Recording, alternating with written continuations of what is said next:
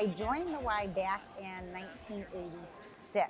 So being with my pregnancy, I actually started swimming and walking. So I came back into it. And then after I had my daughter in 97, I came back, but I just found it really difficult to have a young child and to get a routine down in my life that I just kind of fell out of the Y, fell out of a good lifestyle, gained an incredible amount of weight, realized I was almost 300 pounds. I was 80% financially in debt.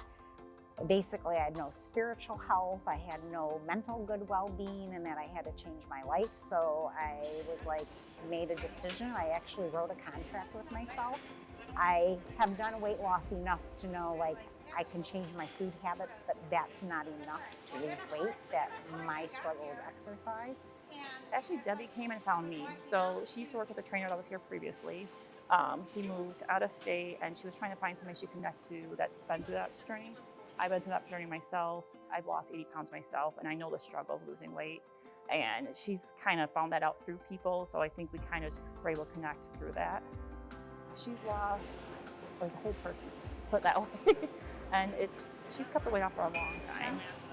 She had already lost a lot of weight before we started training. She just wanted to be able to find somebody that can continue to help her to keep that weight off. She was very concerned about putting the weight back on.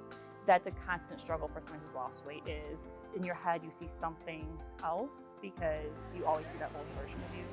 So she wanted to make sure she can keep that weight going and just having somebody to keep her accountable. And that's where we found that common ground. Pulling in, hitting your short legs together. So my exercise contract was I had to go at least a minimum of 2, not 1 a week, but a minimum of 2 with a max of 3. If I went more, great, but I could not just do 1 session unless if I was truly ill. And sometimes that was a struggle. Like it was like, oh, I just did 1 day in the week. And I was like, nope, your contract says 2 because this is about your health and well-being. And 1 day a week being active is not going to be enough. And it was a starting point. Your shoulders are staying down. You spin it a little bit, but no hairline.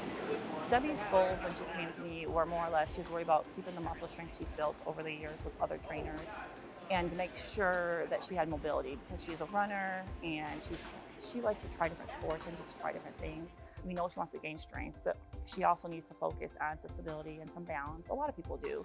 So once we talked about that, I kind of portrayed to her what I wanted and she told me what she wanted. And we really just been working together. You know, every time I train her, I explain to her why I'm doing it. But because I do that, she has gotten so much better results because she's willing to learn, she's willing to try, and she's gained so much out of it. Honestly, I've seen so much change in Debbie. It's crazy how much change I've seen in her.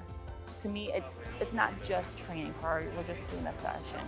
It's so important to hold her accountable because I know how hard she's worked and how much she wanted that I feel like if I don't hold her accountable, that I failed.